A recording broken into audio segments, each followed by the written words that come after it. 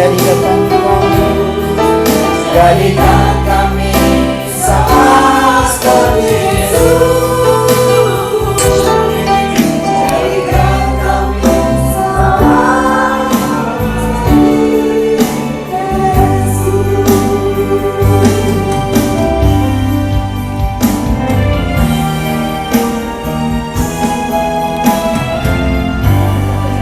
Inilah kerinduan kami anak-anak Tuhan di tempat ini. Jadikan kami sama seperti Engkau Tuhan. Firman-Mu mengubahkan kami. Karena itu Tuhan, saat ini yang kami rindu Engkau berbicara, Engkau menyampaikan isi hati-Mu melalui hamba-Mu, sehingga Tuhan benar-benar kami bisa serupa dengan Kristus. Lawat setiap anak-anak Tuhan yang datang mendengarkan firman Tuhan saat ini. Karena kami tahu Tuhan, untuk menangkap kebenaran firman-Mu, kami tidak mampu dengan kemampuan dan hikmat manusia. Kami butuh Roh Kudus. Persiapkan juga hati kami menjadi tanah hati yang gembur, sehingga firman Tuhan yang ditaburkan beroleh tempat dalam hati kami, dan pada akhirnya akan menghasilkan buah yang lebat untuk hormat kemuliaan nama Tuhan. Urapi hamba-Mu Tuhan, biarlah semua konsentrasi kami boleh fokus mendengarkan firman Tuhan. Kami bersatu hati menolak segala kuasa yang mengganggu konsentrasi kami di dalam nama Yesus Kristus. Keluar dari ruangan ini. Biarlah hanya Roh Kudus yang hadir di tempat ini, membuat kami benar-benar mengerti kebenaran firman Tuhan.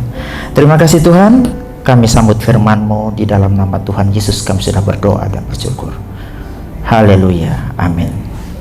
Silakan duduk.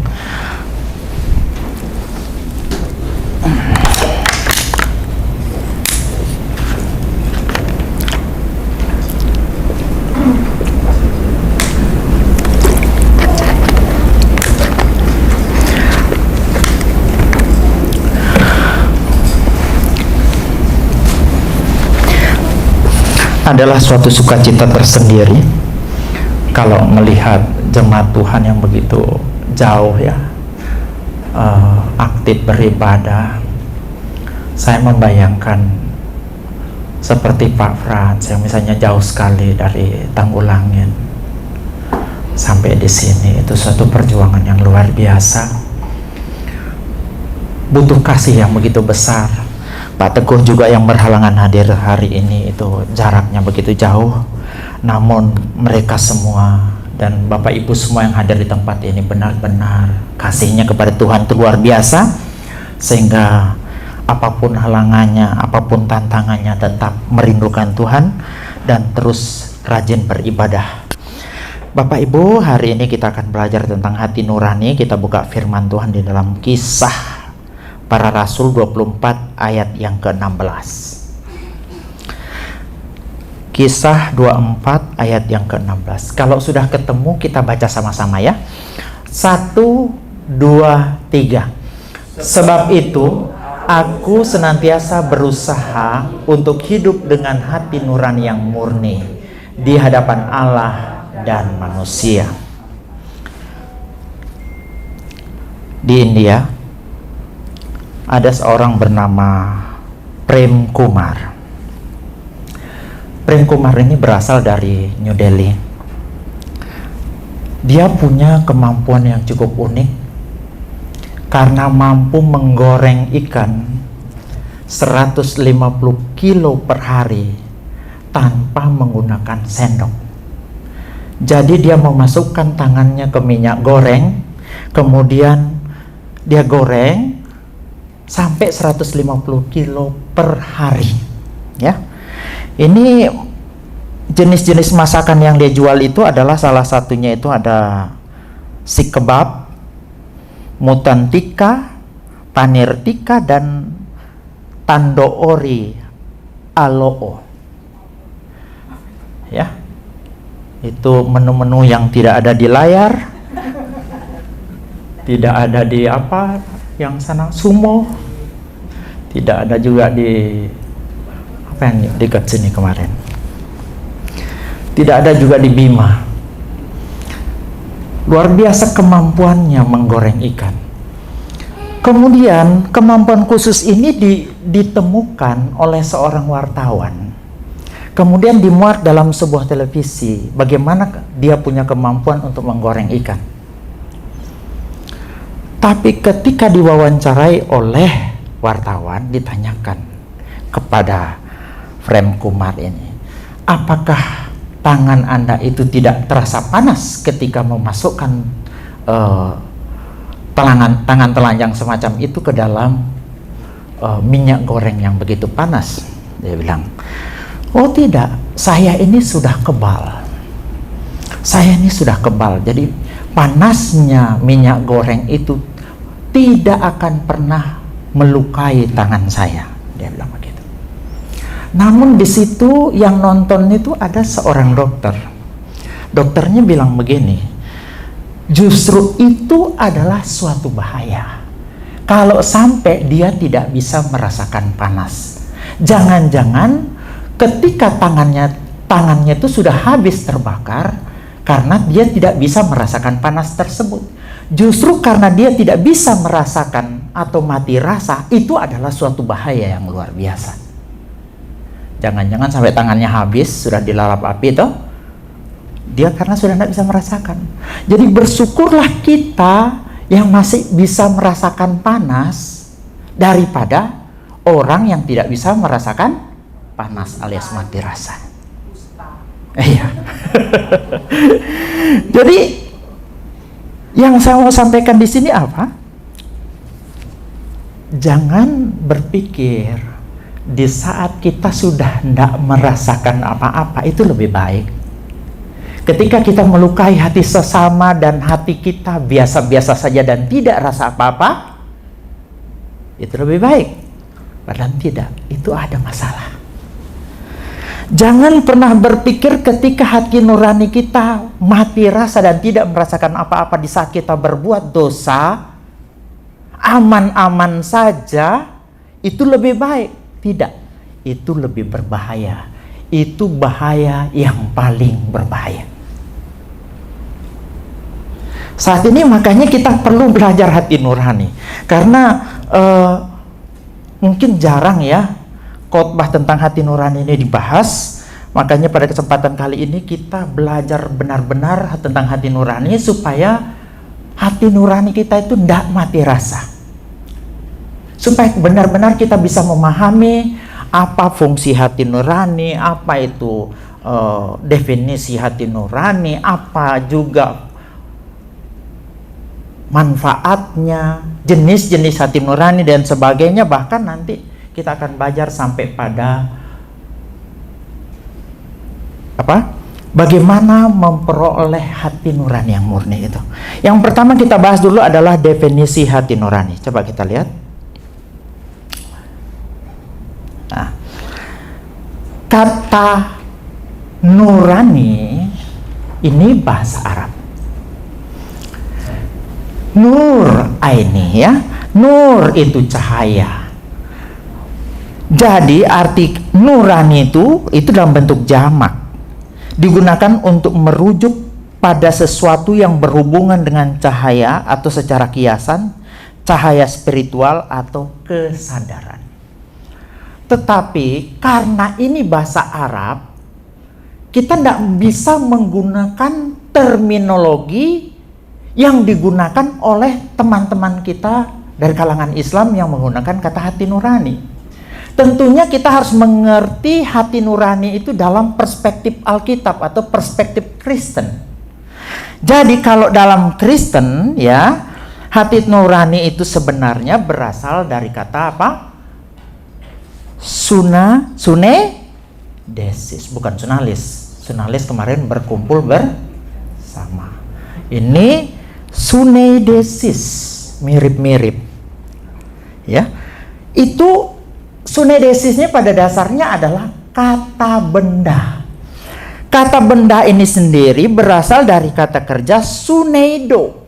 Suneido, ya. Suneido itu berasal dari kata sun yang artinya bersama atau di samping, sedangkan oida itu artinya mengetahui. Kalau Bapak Ibu yang sering belajar bahasa Yunani, barangkali untuk mengetahui atau mengenal itu ada dua istilah dalam bahasa Yunani. Satunya oida, satunya ginosko. Jadi kata sunaido ini artinya mengetahui bersama, ya, atau mengetahui di samping. Jadi ada semacam sesuatu yang ada pada diri kita yang bernama hati nurani, yang ikut mengetahui bersama dengan kita. Banyak teolog menganggap hati nurani ini adalah roh daripada manusia itu. Tapi kita perlu meneliti lebih lanjut kalau kita ngambil kesimpulan semacam itu. Manusia kan kalau kita menganut trikotomi, ada tubuhnya, ada jiwanya, ada rohnya. Kalau yang menganut dikotomi, ada tubuh, ada yang jasmani, ada yang rohani. Kalau yang menganut monosit menganggap tubuh jasmani kita dengan yang rohani itu adalah satu kesatuan. Kalau kita menganut trikotomi, makanya hati nurani itu dianggap sebagai bagian dari, ada yang menganggap, ya, bukan saya, ada yang menganggap bahwa itu adalah roh itu sendiri. Tapi saya katakan kembali, kita harus meneliti lebih lanjut kalau memang kita mau menarik sebuah kesimpulan semacam itu. Karena itu hati nurani, kalau mau didefinisikan tuh seperti ini. Hati nurani adalah keputusan akal budi di mana manusia mengerti apakah satu perbuatan konkret yang direncanakan, yang sedang dilaksanakan, atau yang sudah dilaksanakan baik atau buruk secara moral. Hati nurani itu pada dasarnya ketika manusia diciptakan langsung dia mempunyai hati nurani. Jadi hati nurani itu dimiliki semua orang, entah dia itu beragama Islam, agama Kristen, agama Hindu, agama Buddha, bahkan tidak beragama pun semuanya punya hati nurani. Ya. Bahkan orang ateis juga punya hati nurani, juga tidak memandang usia. Bayi mulai punya hati nurani. Orang dewasa punya hati nurani. Orang yang tua punya juga hati nurani. Jadi hati nurani itu dipunyai oleh semua orang. Suatu saat ada seorang ibu ditanyai oleh anaknya, "Ibu, saya mau tanya ini." "Ya nak, kau tanya apa?" "Bisakah gajah itu berdiskusi atau berbicara dengan dirinya sendiri?" Bisa kira-kira? Gajah ngobrol ya. Yuk, di sana ya. Dia ngobrol dengan dirinya, bisa nggak? Susah mau jawabnya. Ya? Susah jawabnya. Yang jelas, gajah itu tidak bisa berdialog, berdiskusi dengan dirinya sendiri. Kenapa? Karena dia tidak punya hati nurani. Yang punya hati nurani itu cuma manusia. Jadi jangan berpikir anjing habis nyuri ikan di dapur kemudian dia menyesal. Tidak akan pernah, karena dia tidak punya hati nurani. Menyesal pun kalau sudah dipukul, ya. Kemudian juga hati nurani itu berbeda dengan Roh Kudus. Dia tidak sama. Hati nurani itu ciptaan, Roh Kudus itu adalah pribadi ketiga dari Allah Tritunggal. Jadi dua hal yang berbeda. Pak Stephen Tong pernah membahas ini secara khusus. Dia membedakan mengenai suara hati atau hati nurani. Yang kedua dia bedakan juga dengan suara Roh Kudus dan suara iblis. Itu dibuat dalam seminar berulang-ulang kali tahun 90-an. Kalau Bapak Ibu ingin meneliti lebih lanjut, silahkan dibuka di websitenya Pak Stephen Tong, ya, atau YouTube-nya Pak Stephen Tong. Yang kedua, hal-hal yang bisa terjadi terhadap hati nurani. Yang pertama, hati nurani itu bisa lemah. Kita lihat dalam 1 Korintus 8 ayat 7, tetapi bukan semua orang yang mempunyai pengetahuan itu. Ada orang yang karena masih terus terikat pada berhala makan daging itu sebagai daging persembahan berhala, dan oleh karena hati nurani mereka lemah, hati nurani mereka itu dinodai olehnya. Ayat yang ke-12, jika engkau secara demikian berdosa terhadap saudara-saudaramu dan melukai hati nurani mereka yang lemah, engkau pada hakikatnya berdosa terhadap Kristus. Jadi di Korintus itu ada kuil, ya. Kan jemaat Korintus tuh sebagian besar itu petobat baru dari orang yang percaya kepada dewa-dewa di kota Korintus, termasuk Dewi Artemis. Jadi sebagian dari orang-orang Korintus atau jemaat Korintus itu masih punya hati nurani yang sensitif terhadap makan persembahan berhala. Sementara orang yang merasa kuat imannya pergi aja ke kuil dan ikut makan di sana. Dan orang yang punya hatinya masih sensitif itu tersinggung atau bisa dikatakan gimana? Seperti tersandung dengan apa yang dibuat oleh orang-orang yang dalam tanda petik merasa kuat imannya. Dengan kata lain dikatakan oleh Paulus di sini bahwa hati nurani itu ternyata bisa lemah. Ya, hati nurani itu bisa lemah. Yang kedua, hati nurani juga bisa jahat. Ibrani 10 ayat 22, karena itu marilah kita menghadap Allah dengan hati yang tulus ikhlas dan keyakinan iman yang teguh, oleh karena hati kita telah dibersihkan dari hati nurani yang jahat, dan tubuh kita telah dibasuh dengan air yang murni. Hati nurani juga bisa najis, itu nanti bisa dilihat dalam Titus 1 ayat yang ke-15.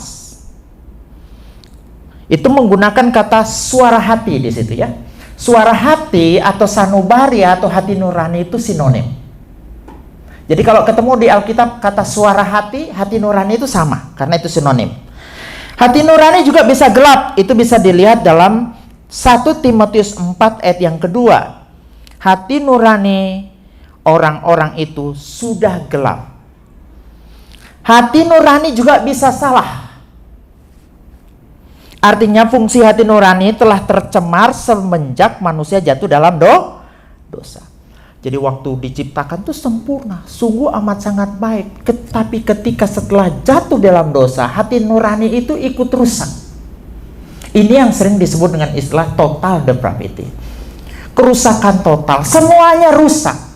Termasuk hati nurani.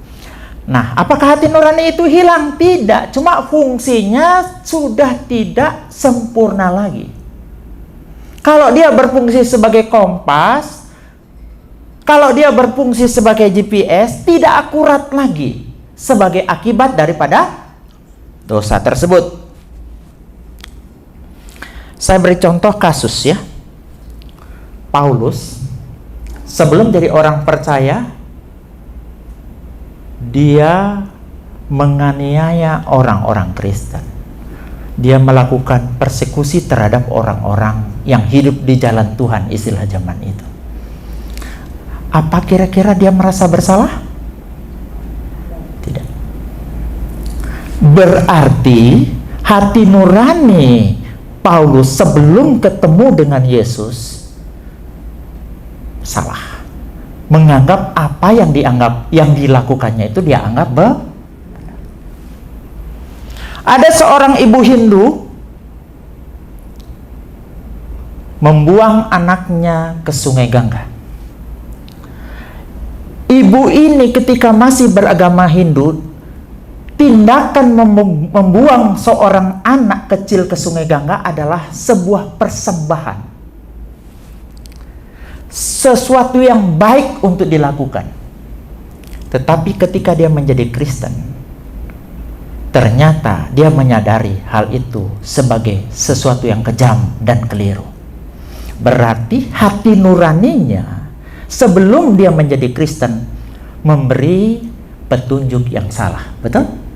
Hati nurani bisa salah. Nah, kalau hati nurani bisa salah, bisa najis, bisa gelap, bisa jahat, apa sebenarnya yang membuat hati nurani bisa semacam itu? Gereja Katolik menganggap bahwa hati nurani itu adalah sesuatu yang harus dibentuk. Dibentuk seumur hidup. Itu boleh dicek dalam Katesimus Gereja Katolik. Hati nurani itu harus dibentuk terus sedemikian rupa, dan pembentukannya itu dilakukan seumur hidup. Hal-hal yang mempengaruhi misalnya hati nurani itu, pertama itu budaya. Ya, budaya itu bisa mempengaruhi hati nurani kita. Entah dia bisa gelap, bisa jahat, bisa najis dan sebagainya. Nah, karena setiap kebudayaan itu menghasilkan suatu norma yang mengakibatkan hati nurani dipengaruhi oleh norma-norma yang ditumpuk oleh kebudayaan itu, sehingga hati nurani itu sudah tidak bersifat netral lagi. Bapak Ibu, kalau pernah ke Kutub Utara, saya juga belum pernah ini. Luar negeri aja belum pernah injak. Sementara jemaat semua sudah ya. Cuma saya dan Pak Wagem belum ini.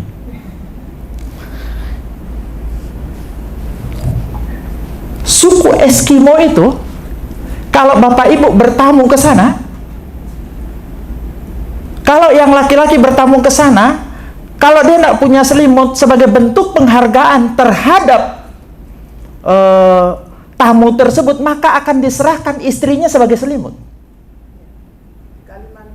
Begitu ya. Jadi artinya, apakah hati nurani mereka tidak menuduh? Tidak.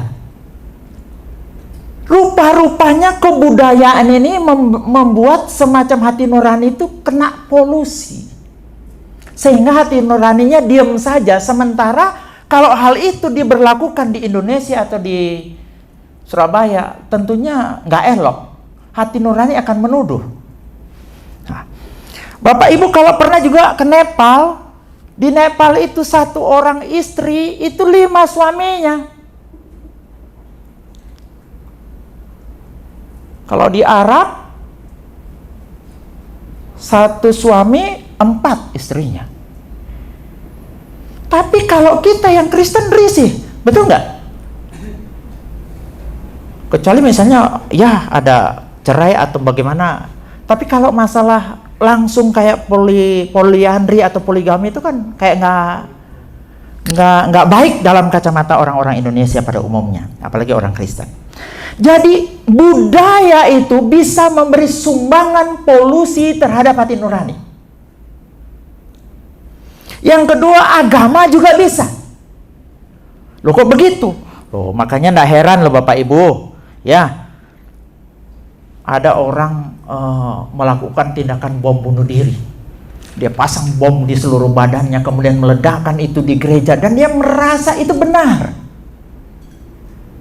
Berarti agama bisa menjadi polusi terhadap hati nurani. Yang keempat, kebiasaan. Kebiasaan seseorang yang berbuat dosa berulang kali, lama-kelamaan ia akan menjadi orang yang sudah terbiasa berbuat dosa. Sesuatu yang dilakukan secara terus-menerus mempengaruhi hati nurani. Saya beri contoh ini. Di kalangan Kristen itu saya lihat kekristenan itu terhadap lagu-lagu dunia itu ada 3 sikap. Yang pertama, menganggap lagu dunia itu sah untuk dinyanyikan. Sehingga tidak heran kalau di gereja dia nyanyi lagu rohani, pulang ke rumah di mobilnya semua lagu-lagu dunia. Dia tidak ada masalah. Ada juga orang Kristen yang ekstrim sebelah. Lagu dunia itu tidak boleh dinyanyikan. Di mobilnya, flash disknya, apapun, di rumahnya nggak pernah muter lagu dunia. Yang dia putar semua lagu rohani. Bahkan ketika anak-anaknya kasmaran, mungkin dia lagi jatuh cinta, lagu yang dia nyanyikan apa? Kami memuji kebesaran. Ya, saking ekstrimnya. Tapi juga ada di tengah-tengah. Artinya ada lagu-lagu dunia yang bagus. Artinya tidak merusak iman kita.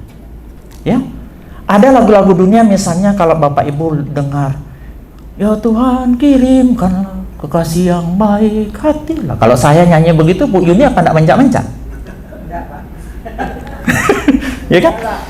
Jadi artinya begini, di satu tempat, ya, di satu tempat orang yang menganggap lagu dunia itu tidak baik, dia pergi ke suatu tempat di mana orang-orang di situ lagu dunia dianggap biasa-biasa saja, itu dia merasa hati nuraninya terganggu.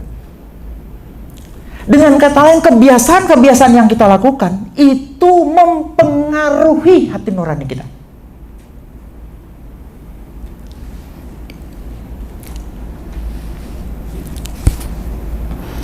Yang keempat ya, rasionalisasi. Apa tuh rasionalisasi? Rasionalisasi atau pembenaran akan mempunyai pengaruh pada hati nurani. Setiap orang yang pertama berbuat dosa atau kesalahan biasanya akan merasionalisasikan kesalahan atau mencari pembenaran. Betul tidak? Saya beri contoh. Ketika kita pertama kali korupsi, ini kebutuhan ini. Tidak korupsi, di rumah tidak ngepul misalnya, dapurnya tidak ngepul. Kemudian dia akan cari pembenaran. Saya ini korupsi cuma sedikit. Di sana, di pemerintah ada yang korupsi 271 T. Ada yang korupsi 3.000 T. Oh, saya cuma sedikit. Rasionalisasi semacam itu akan mempengaruhi hati nurani dan akan membuat hati nurani kita terpolusi, kena polusi yang namanya polusi rasionalisasi. Contoh lain,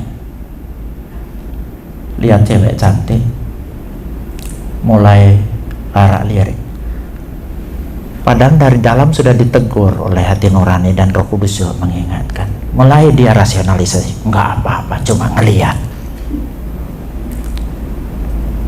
Sudah tahu lihat orang cantik ya jangan dilihat. Mulai dirasionalisasi, enggak apa-apa, cuma sekali-sekali juga. Yang lain itu buktinya ada yang selingkuh sampai 15 kali. Saya cuma sekali nggak apa-apa. Dirasionalisasi.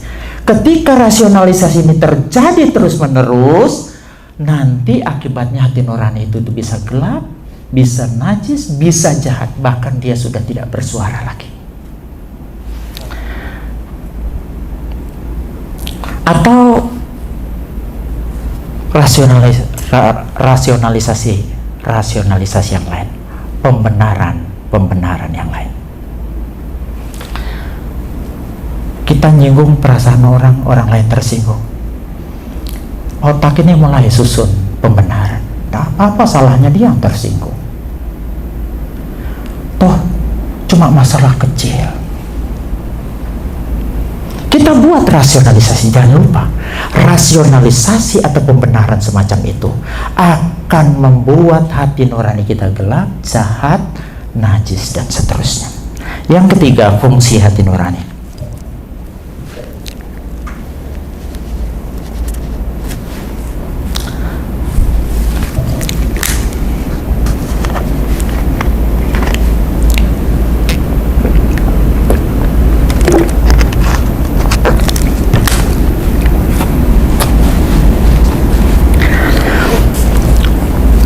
Fungsi yang pertama itu indeks atau petunjuk.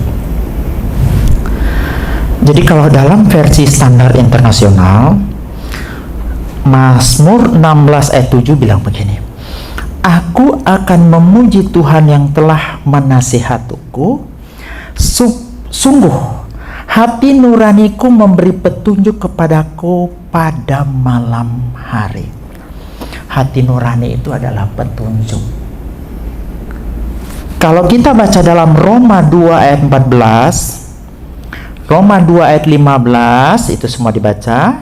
Saya baca ayat yang ke-15 saja. Sebab dengan itu mereka menunjukkan bahwa isi hukum Taurat ada tertulis di dalam hati mereka, dan suara hati mereka turut bersaksi, dan pikiran mereka saling menuduh atau saling membela. Maksudnya begini, dalam Mazmur tadi, pemazmur mengatakan bahwa Tuhan dalam hal ini memberi petunjuk kepada pemazmur melalui hati nuraninya. Ya. Yang kemudian di dalam Roma dikatakan bahwa hukum Taurat itu adalah petunjuk bagi orang-orang yang tidak diberikan hukum Taurat melalui hati nurani. Jadi orang-orang yang tidak punya hukum Taurat sekalipun itu akan diberikan petunjuk yang sekelas atau selevel dengan hukum Taurat di dalam hati nurani mereka. Dengan kata lain, bahwa hati nurani itu adalah petunjuk. Ini fungsi yang pertama. Dia akan seperti GPS atau kompas dalam hidup kita. Makanya jangan heran kalau di dalam revelasi atau penyataan itu ada penyataan umum, penyataan khusus. Pak Fran sudah sampai ya di sana ya. Penyataan umum, penyataan khusus. Penyataan umum itu bagaimana kita tahu bahwa ada Allah di sana? Melalui ciptaannya, itu pernyataan yang pertama. Yang kedua, melalui hati. Sedangkan penyataan khusus melalui Kristus dan melalui Alkitab. Ya. Makanya jangan kaget, hati nurani itu adalah penyataan umum, karena dia adalah petunjuk minimal menunjukkan bahwa Allah itu ada. Yang kedua, hati nurani itu adalah hakim atau iudex. Ini bahasa Latin semua saya gunakan. Hati nurani yang pertama tadi index, yang kedua iudex. Iudex ini adalah seperti hakim. Coba kita buka dalam Roma 2 ayat 15. Kelakuan mereka menunjukkan bahwa apa yang diperintahkan oleh hukum itu tertulis di hati mereka. Hati nurani mereka pun membuktikan hal itu. Sebab, ini yang saya garis ungu, mereka sendiri ada kalanya disalahkan, ada kalanya dibenarkan oleh pikiran mereka. Yang nyalahkan, yang benarkan itu siapa? Hakim itu. Fungsi kedua adalah sebagai iudex, sebagai hakim. Hati nurani itu akan menghakimi, ini benar, ini salah. Coba kita lihat contoh kasus dalam perempuan berzinah. Yohanes 8 ayat yang ke-9. Sebelumnya saya ceritakan dulu sedikit ini. Suatu saat ketika Yesus berada di Yerusalem, tiba-tiba dia didatangi oleh ahli-ahli Taurat dan orang-orang Farisi. Dibawanya kepada Yesus seorang perempuan yang kedapatan atau tertangkap basah berzinah. Anehnya yang dibawa ke sana adalah cuma pihak perempuan, laki-lakinya nggak dibawa. Sampai di sana ditanyakanlah hal ini kepada Yesus. Rabi, mau diapakan ini orang yang kedapatan berzinah? Kalau menurut hukum Musasi, orang semacam ini harus dibawa keluar kota, di luar kota, kemudian dirajam dengan batu sampai mati. Yesus jongkok sambil menulis di tanah, dia tidak mau menjawab, tapi didesak terus dengan pertanyaan yang sama. Kemudian Yesus bilang begini, kalau begitu, siapa dari kalian yang tidak berbuat dosa, silahkan dia yang terlebih dulu melempar orang tersebut atau perempuan tersebut dengan batu. Apa yang kemudian terjadi? Ini ayat yang ke-9. Tetapi setelah mereka mendengar perkataan itu, ini lanjutannya, mereka seorang demi seorang mulai dari yang tertua. Pergilah mereka seorang demi seorang mulai dari yang tertua. Akhirnya tinggallah Yesus seorang diri dengan perempuan itu yang tetap di tempatnya. Ini dalam terjemahan TB. Sebenarnya kalau mau lihat naskah aslinya, saya tunjukkan ya satu kalimat lagi. Ini, coba lihat naskah aslinya ya. Itu ada kata sunedeseos yang saya garis kuning dengan elekomenoi. Elekomenoi itu artinya dihukum. Sunedesis itu hati nurani. Jadi kalau mau diterjemahkan itu, coba lihat dalam terjemahan satu lagi. Coba lihat dalam bahasa Inggrisnya, being convicted by their conscience. Apa artinya? Dalam terjemahan barunya nggak muncul, betul? Tapi dalam terjemahan KJV dengan terjemahan EV itu muncul semua.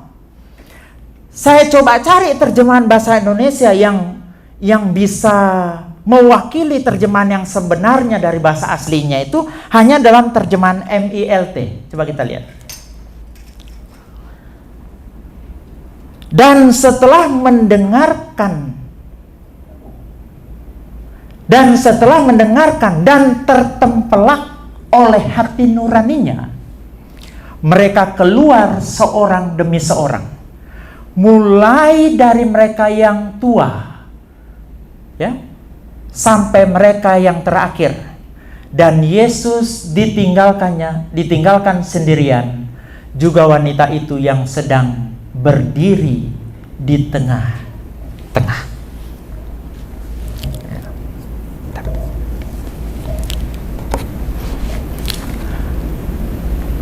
Apa yang menyebabkan ahli-ahli Taurat dan orang-orang Farisi meninggalkan perempuan itu? Mereka tertempelak oleh hati nurani.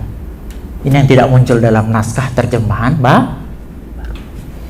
artinya hati nurani itu bisa nempelak karena dia adalah hakim. Dia yudex, bisa nempelak, bisa menghukum. Yang ketiga, hati nurani itu pertama tadi apa?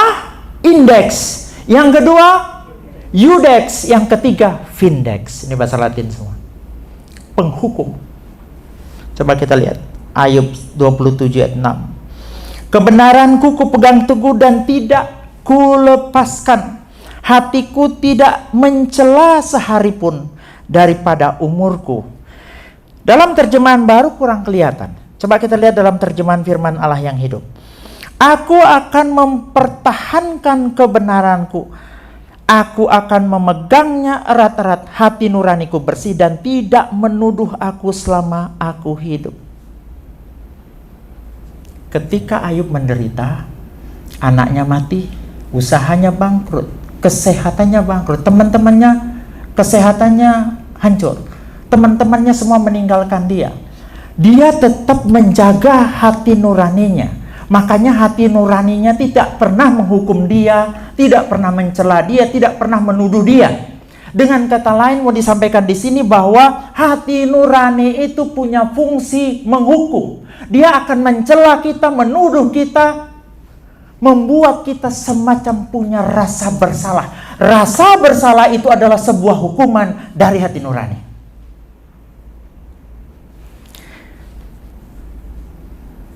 Ini juga bisa dilihat dalam 1 Yohanes 3:20. Sebab jika kita dituduh olehnya, nah kata dituduh olehnya itu oleh siapa? Oleh hati nurani. Ayat 21 kelihatan. Saudara-saudaraku yang kekasih, jikalau hati kita tidak menuduh kita, ya. Jadi hati nurani itu bisa menghukum kita dengan menyatakan kita ini bersalah secara terus-menerus dan kita disiksa olehnya dengan rasa bersalah itu.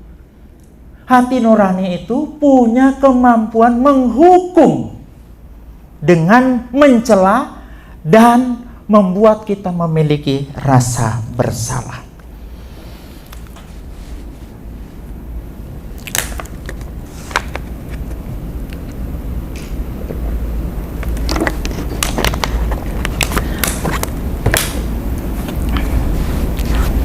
Dalam Habakuk 2 ayat 9, ini kasus satu lagi, dikatakan, celakalah orang yang mengambil laba yang tidak halal untuk keperluan rumahnya, untuk menempatkan sarangnya di tempat yang tinggi dengan maksud melepaskan dirinya dari genggaman malapetaka. Sebab batu berseru-seru dari tembok dan balok menjawabnya dari rangka rumah. Kira-kira ini diceritakan begini, ada orang ngambil laba nggak jujur orangnya ya, ngambil keuntungan dengan cara yang tidak jujur. Bisa jadi dia korup, bisa jadi dia mencuri, bisa jadi dia merampok, dan hasil dari ketidakjujuran itu digunakan untuk bangun rumah. Kemudian Alkitab mencatat katanya bahwa batu-batu yang dari dalam tembok itu berteriak. Kemudian balok-balok yang dari rangka rumah itu juga berteriak. Seolah-olah batu-batu itu berteriak, maling, maling. Dari rangka rumah balok-baloknya juga berteriak, maling, maling. Benar nggak rumah yang dibangun dengan korupsi bisa teriak batunya? Kalau begitu di mana terjadinya itu? Di hati nurani. Bisa nangkep? Ketika kita mengambil sesuatu dengan tidak benarnya, mencuri, merampok, korupsi dan sebagainya, hati nurani akan menuduh kita maling, maling. Terus dia katakan, dan kita akan tersiksa karenanya. Karena hati nurani punya kemampuan menghukum.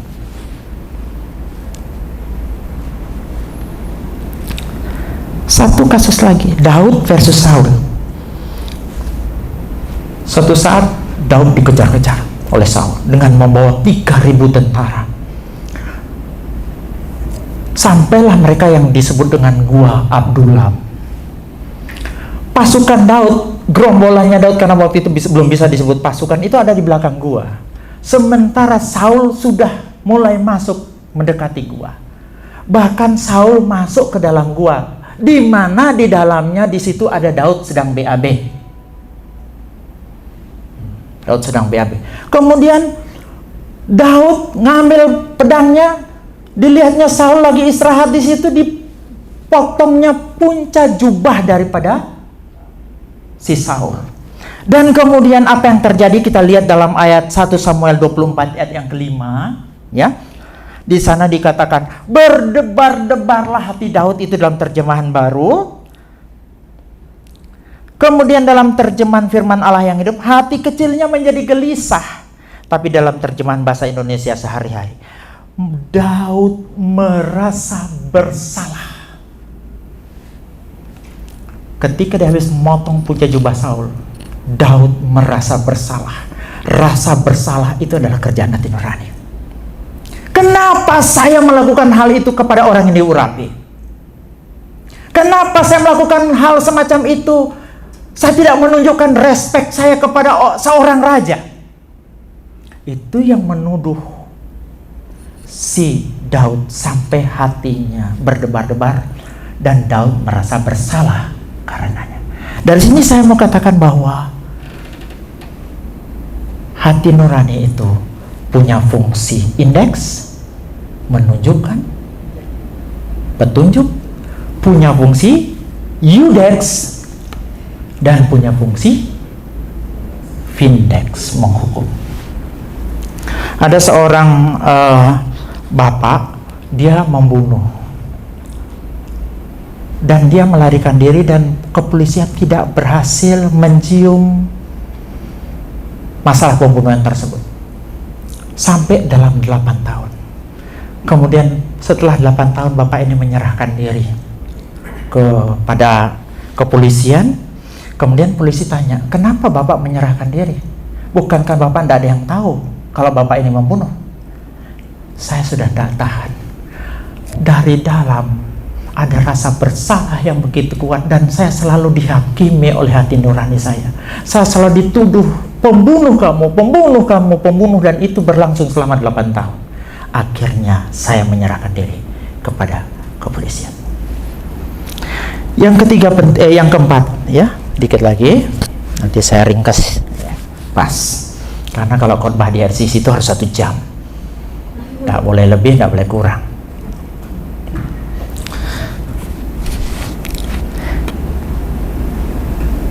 Pentingnya hati nurani yang murni. Yang pertama, supaya kita dapat beribadah kepada Allah yang hidup. Ini bisa dilihat dalam Ibrani 9 ayat 13 dan 14. Sebab jika darah domba jantan dan darah lembu jantan dan percikan abu lembu muda menguduskan mereka yang najis, sehingga mereka disucikan secara lahiriah, betapa lebihnya darah Kristus yang oleh Roh yang kekal telah mempersembahkan dirinya sendiri kepada Allah sebagai persembahan yang tak bercacat, akan menyucikan hati nurani kita dari perbuatan-perbuatan yang sia-sia, supaya kita dapat beribadah kepada Allah yang hidup. Apa yang mau disampaikan di sini? Engkau tidak punya hati nurani yang murni, engkau tidak bisa beribadah kepada Allah yang hidup.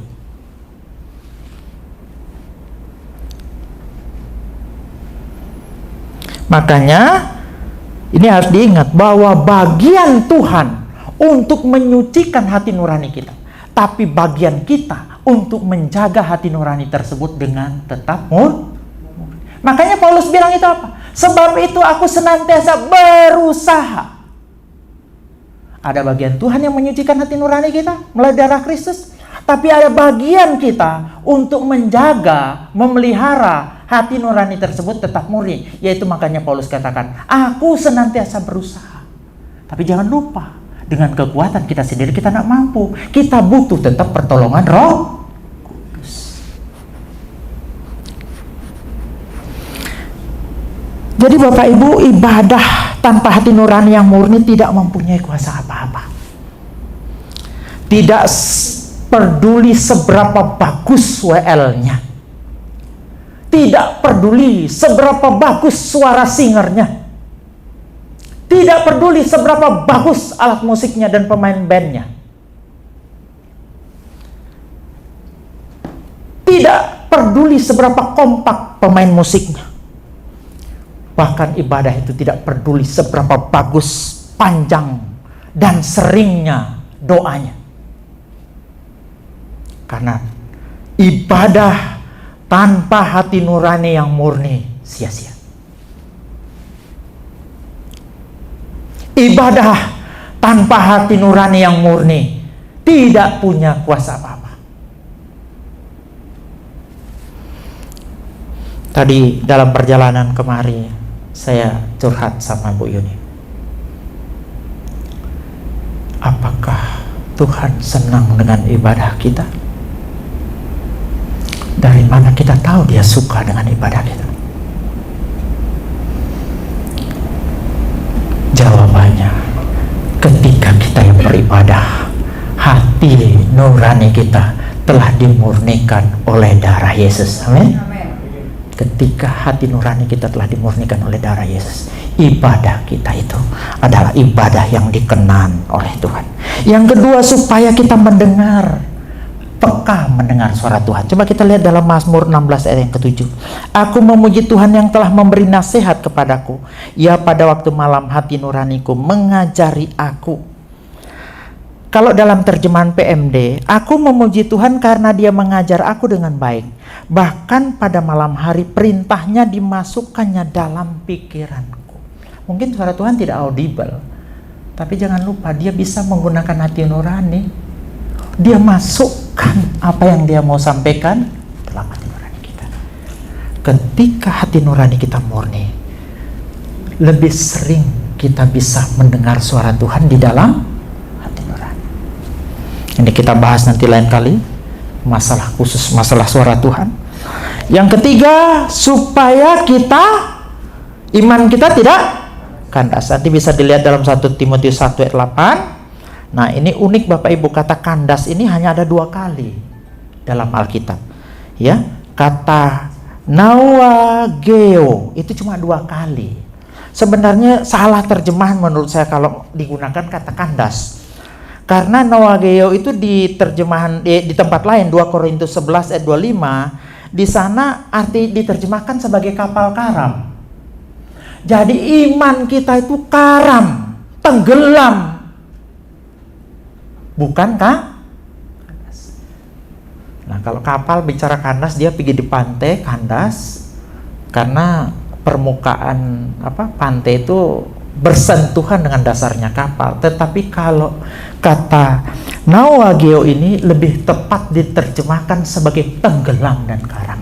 Iman kita tenggelam dan karam kalau hati nurani kita tidak murni. Yang keempat, supaya kita berani masuk hadirat Allah dan doa kita terkabul. 1 Yohanes 3 ayat 21. Saudara-saudara yang kekasih, jikalau hati kita tidak menuduh kita, maka kita mempunyai keberanian percaya untuk mendekati Allah. Kalau hati nurani ini tidak nuduh, kita berani masuk hadirat Allah tanpa takut. Coba orang yang punya salah dan dosa yang belum diselesaikan mungkin di hadapan Tuhan, semacam ada ketakutan dia untuk masuk hadirat Tuhan. Makanya kalau orang yang sungguh-sungguh hati nurani yang murni, ibadah itu akan merasakan masuk dalam hadirat Tuhan sungguh-sungguh. Oh Tuhan, terima kasih, Engkau sungguh-sungguh hadir. Allah yang maha hadir itu bermanifestasi kehadirannya karena kita memiliki hati nurani yang murni. Doa kita dikabul. Kapan hari di persekutuan doa kita bahas, tidak ada yang mustahil bagi Tuhan, itu berlaku bagi dua saja. Satu, bagi Tuhan. Yang kedua, bagi siapa? Bagi orang yang percaya. Pertanyaannya, kok bisa? Orang yang sungguh-sungguh percaya pada Tuhan pasti sejalan dengan pikiran Tuhan, pasti connect dengan Tuhan. Tidak ada yang bertolak belakang atau berkontradiksi di situ. Kemudian hati nurani yang murni itu adalah kunci keberhasilan pelayanan. 2 Timotius 1 ayat 3 nih kayaknya ya. Aku mengucap syukur kepada Allah yang kulayani dengan hati nurani yang murni seperti yang dilakukan nenek moyangku, dan selalu aku mengingat engkau dalam permohonanku baik siang dan malam. 2 Korintus 1 ayat 12 juga di sana. 2 Korintus 1 ayat 12 dalam terjemahan BIS juga ada. Cuma yang mau ditekankan di situ oleh Paulus bahwa dia mengklaim bahwa keberhasilan dalam pelayanan baik di Korintus maupun dimanapun itu karena mereka yang melayani itu memiliki hati nurani yang murni. Dengan kata lain, kalau kita tidak punya hati nurani yang murni, kita tidak akan pernah berhasil pelayanan. Pelayanan kita pasti gagal. Tapi hati nurani yang murni itu adalah kunci pelayanan kita berhasil. Jadi jangan kecil hati walaupun RCC kecil. Saya sering dikuatkan oleh Bu Dokter. Dia bilang walaupun kecil yang penting kualitasnya, ya. Jauh-jauh dari sana mau datang, itu kalau bukan cintanya yang begitu besar kepada Tuhan tidak mungkin. Dan gereja kita memang gereja yang unik karena kita menekankan pengajaran bukan hal-hal yang lain.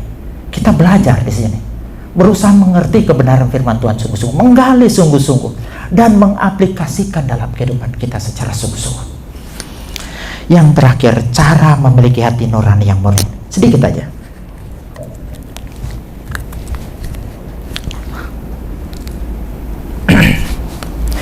Tadi dikatakan bahwa jika hati nurani itu telah terkontaminasi, telah kena polusi dengan dosa, bagaimana sih caranya supaya kita memiliki hati nurani yang murni? Ada 3 kekuatan pembaharuan hati nurani supaya bisa murni. Yang pertama itu firman Allah. Makanya jangan bosan-bosan baca firman Tuhan. Saya senang kalau ditelepon Bu Erli, ditanyain, Pak saya tanya ini, oh puji Tuhan kita bisa setengah jam menjelaskan firman Tuhan melalui telepon. Subuh-subuh juga Oma telepon ngechat, tanya ini, oh belum Pak Rudi. Jadi membuat benar-benar kita merindukan firman Tuhan. Ada yang tidak dimengerti ditanyakan, ya. Ada yang saya kirimkan file juga kadang-kadang kalau memang mereka butuh filenya. Artinya kalau mereka tidak sempat nelpon, saya kirimkan filenya.